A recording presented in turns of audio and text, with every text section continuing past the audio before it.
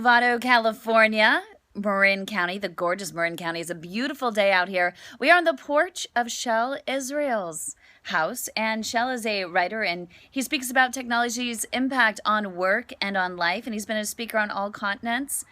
Not covered by ice. Maybe someday we'll get him up to Antarctica as well. By then there won't be any ice By there. then there won't be any ice there. I'm not sure he likes the cold weather. It's absolutely gorgeous out here in Novato today. He's written 6 books, but his latest 3 just go in sequence. And the first of the 3 that we're going to talk about today, Naked Conversations.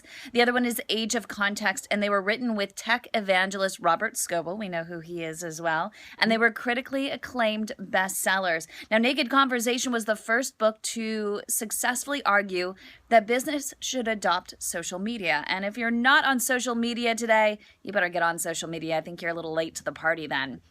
Well, you're never too late. Start today if you're not.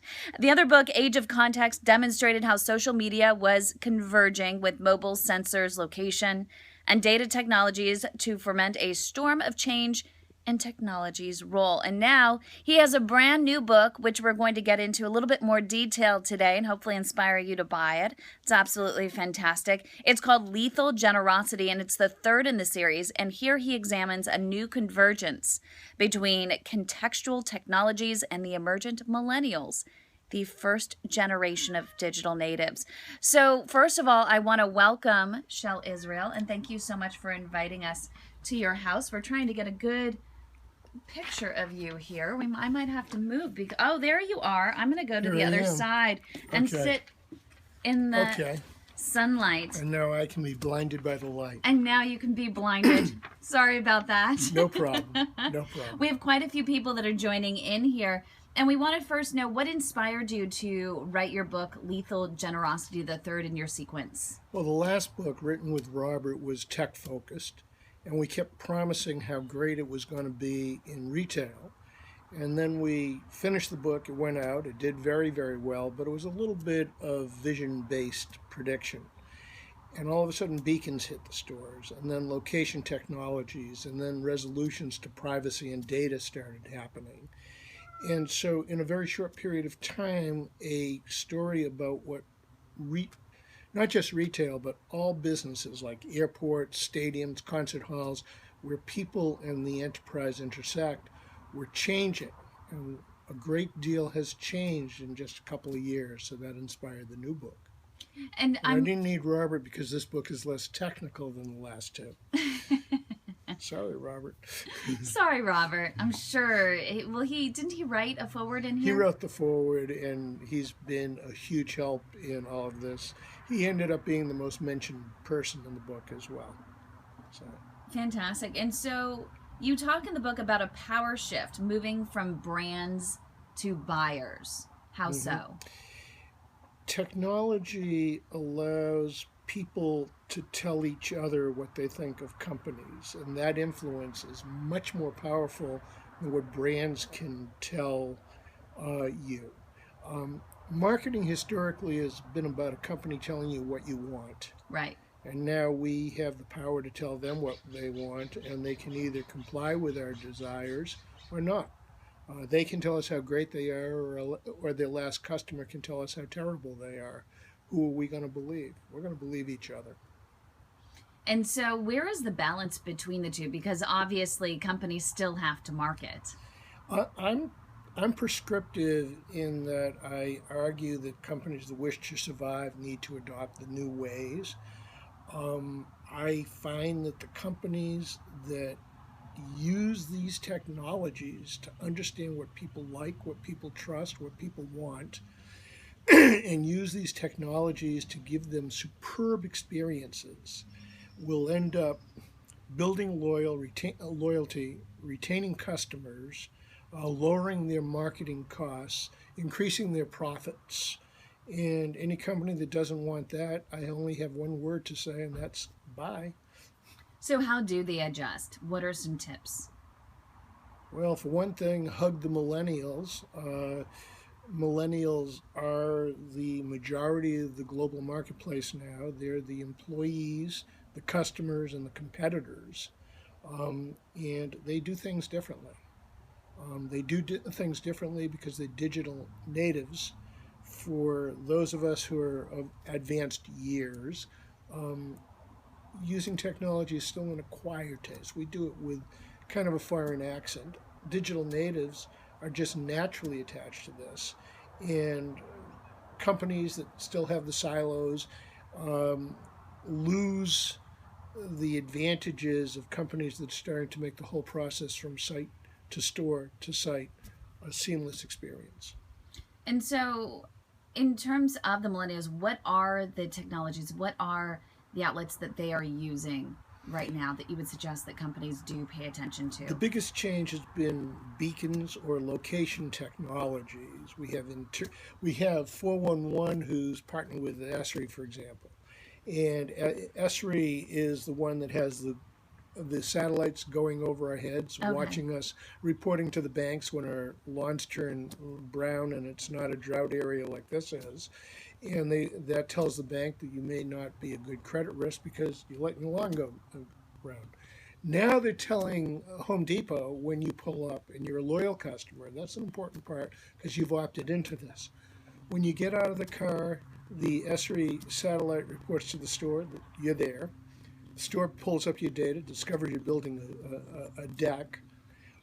As you walk in, aisle 411 gives you a map to where you're heading, and it's noticed from your data that you're building a deck, and on the way, it offers you a text special on stain or bolts or some other accessory you need. When you arrive at the lumber department, the people there have the data, so they know you're up to building benches and rails. And they have the wood all picked out for you. This is an entirely different experience. Then, of course, holding one of those devices, we're all going to be making contactless payment through Apple Pay, Google Wallet, or any of the others that are coming out so quickly. Have you faced any resistance in approaching companies when talking about this book and your findings? The resistance is from people that are worried about privacy. It's on the customer side. And the solution is to let customers decide whether they will opt into this or not. There will still be cash registers. Probably when you are my age, there will still be cash registers. But there will be dusty little things with cobwebs in the corner, and everybody will be walking out of stores the way they walk out of an Uber car or a Lyft car. Well, it's just you go to Nespresso in San Francisco, and you don't have someone checking you out, and in fact, you don't have to take anything out of the bag. It automatically their system just scans everything in your Everything bag. that can possibly be automatic will be there. There's going to be smart shopping carts that understand when you put an object in with it and rings it up. You say, "No, I don't want you to take it out," and it takes it off. People are going to be able to just walk out of everywhere. And of course, if you just walk out, there will be alarms, there will be pictures, there will be your history there, and you'll be busted. Shoplifting will probably end up going away. There'll be no chance of getting out of We're there. entering a bad era to be a shoplifter. That's my quote of the day, actually. I'm going to use Right. that. I thought you were going to tell people to buy my book. That too. That'll be quote two. Okay. So Dustin Mitchell has a question. Where do you think is the best place to market to millennials? Is it Snapchat right now? I would never name one specific place, and I don't know which particular of the 50 million or more millennials just in this country, not to mention the world, which is the one. I think the word that I would take issue with there is two, because marketing isn't about getting messages out, it's about conversations. And it's like Facebook, which may not be the prime place for millennials, but there are millions there. They're telling you all day long what they like. They use really important words like love and socks. And that way, a marketer can understand what customers feel by just listening to public record of what customers are saying about your products, your marketplace, your competitors, and you. And that is so much more important than telling them what they should want or intruding in the conversation or putting up a like page and counting all the likes without knowing who the people are.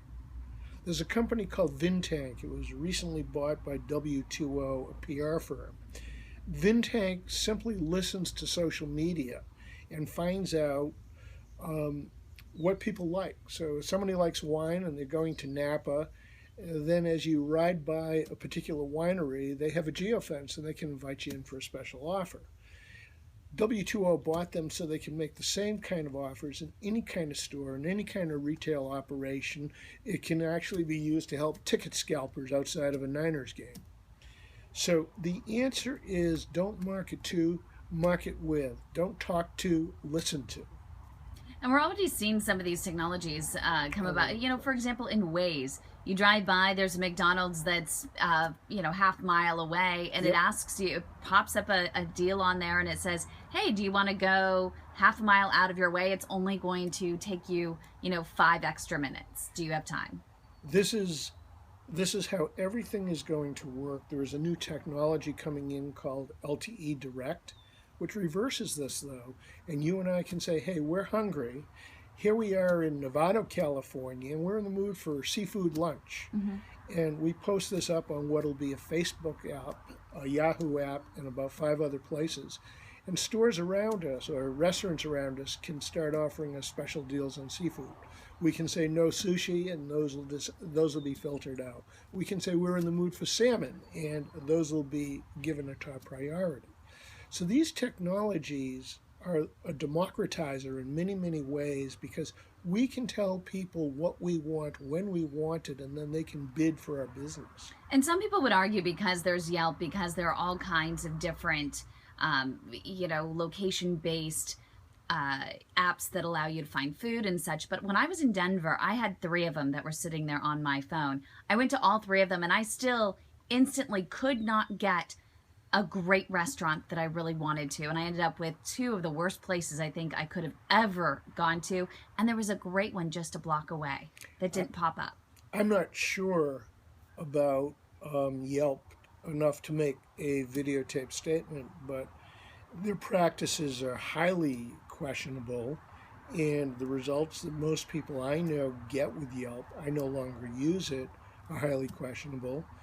My big test was when I moved here and I started looking for restaurants, and it was really, they picked not the worst, but mediocre restaurants, and not one of my 10 favorites in the area was Yelp mentioned. However, I got a great mechanic for my used Japanese car who is a specialist in used Japanese cars. And he told me that he does a monthly ad with Yelp, and that assures that he gets the good. So I got lucky, and he's a great mechanic, and I'm not going to name him, but the truth of the matter is he's probably paying for the preferential placements he has. So in terms of picking up your book, what are the 3 takeaways that you want people to walk away with? Well, first, I'd like to define lethal generosity. It's the premise that if you treat your customers exquisitely, that will just absolutely screw the competition.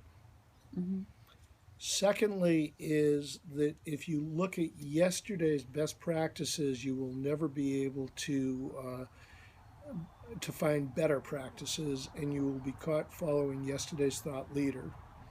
3 is instead of spending all that money on marketing that, as you already know, is tapering off in its return to you, that you should invest more time and more people on listening to what your customers are saying in social media, in installing location technologies, in Uberizing what you can. By that, I mean using technology to enhance experience. We have a question. I just want to I don't know if that was 3 anyway. It was 3. Okay. Kathy Casterlin, let me see if I can read this. Hi, here. Kathy. You mentioned customer control regarding privacy. There was an interesting case in Europe last week on this issue and the difference between Europeans and the U.S. regarding privacy, yet we are a global world. What are your thoughts? You hit a fine and nuanced issue, Kathy, because in Europe, most of the people, customers, trust their government to protect them against companies, and in America, we tend to trust our companies more than we do our government. And that includes privacy in particular, by the way. So companies that are thinking globally are going to have to deal companies that have physical practices globally are going to have to look at different trust issues in adopting this technology. Uh, Years ago, Google was the first one to discover that you don't go into China saying, hey, we're Google, because you won't be in China much longer. And if you are, you'll not succeed. So it is really important for companies like Uber, Google, or anybody else, or Facebook, to understand what the nuances, the law, and trust levels are of the people there, Mm-hmm. and give them what they want, or they will find it elsewhere. Fantastic. And if you have any more questions, just go ahead and punch them in there, because I'm just going to have a few more questions left for you to have an opportunity to get yours in as well. I want to go back to the title of your book and really what this means. I want you to expand on it a little bit more and give us an example of someone who's doing it right and someone who's doing it wrong. It's a little company called Topingo. I'll give you a startup, and then I'll give you a big company. Okay. Okay. Topingo started on campus. It understands pattern recognition, and it discovered that students have an extremely redundant behavior pattern through the year, through the semester at least. So about 10 minutes before the end of a class that ends at 10 a.m., they're starting to think about that bagel and coffee they want. They will go to the same place to get that bagel and coffee. Mm-hmm. And what Topingo has done is Uberize that process. And by that it means that 10 minutes before the bell rings, they get a little text message saying, you want your usual at your usual place, and you hit yes. I love that. And then they go in, they pass this long line of students queued up saying, did you say low-fat latte or did you say high-fat latte? And they just go over, pick up their order, and walk out without paying. So what had happened is they started this 4 years ago. They've got hundreds of thousands of students on 46 North American campuses. But some of those students are now graduating, and now they're picking up customers in healthcare place where people have redundant patterns where they eat at the same time. Very often they have the same food. They're going into campuses in Silicon Valley, such as, I can't name them yet, but large branded technology campuses where recent graduates have been bringing them in, evangelizing them. It's growing the same way Vintank is growing. So that's an example of a little company that is Uberizing everything and bringing that type of behavior elsewhere. On the large side, I'm going down to speak to Telstra, the largest phone company in Australia. They're located in the central business district right across the street from the Apple store. Apple, of course, is legendary for the best retail experience. Telstra is using this technology in remarkable ways. I was just writing about them. In that, when you go to the website the night before, you get asked if you want Telstra to retain what you looked at.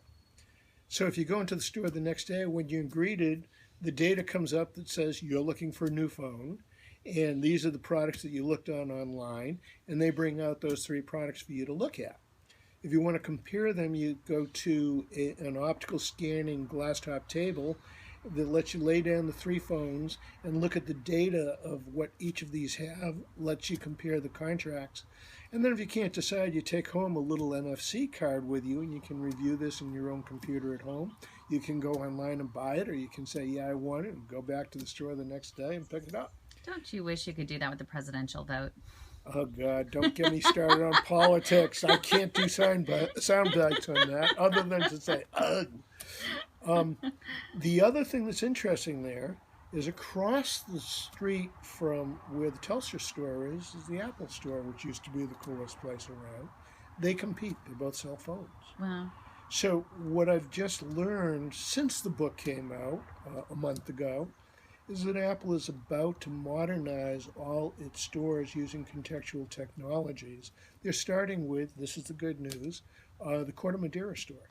Oh, wow. Yeah, that's going to be their flagship. They'd rather start in this area than in New York City, where they have bigger real estate. And they'd rather start out in Corte Madera than San Francisco because it's or even Palo Alto. Yeah. Oh, Yeah. good. We're actually lucky to be here in Marin for a Yeah, first, for right? once. For But once. here's what I like, because I write books for business decision makers, but I do it, you might be able to tell, as an end user champion. I'm on the side of the customers. So when Apple looks at the Telstra store and says we're going to have to do better than that because they're pulling traffic away from us, I'm waiting for Apple to come back. And when Apple comes back and takes the lead, I'm waiting for Telstra to come back.